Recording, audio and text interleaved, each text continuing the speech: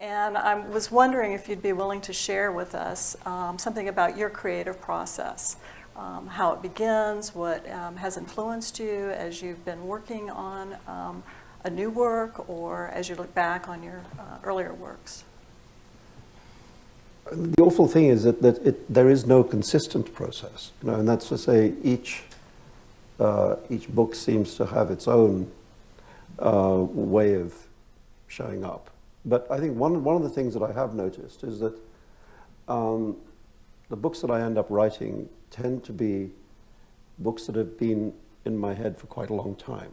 And in fact, the fact that these ideas stick around in my head is one of the clues that I have that maybe I should pay attention to them.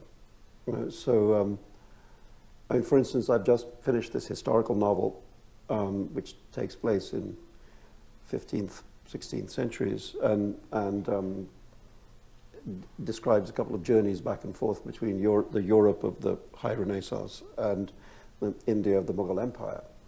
And although the particular story of the book is not something that I had in my head for a long time, the idea of wanting to write both about the kind of Machiavellian Florence and about the court of the Emperor Akbar in India were thoughts that I had. It never actually occurred to me they'd be in the same book. But those were things that have been lodging in my head. Because, you know, by training, I'm not a literature person. I'm a history person. You know, and that's I never studied literature. Thank goodness.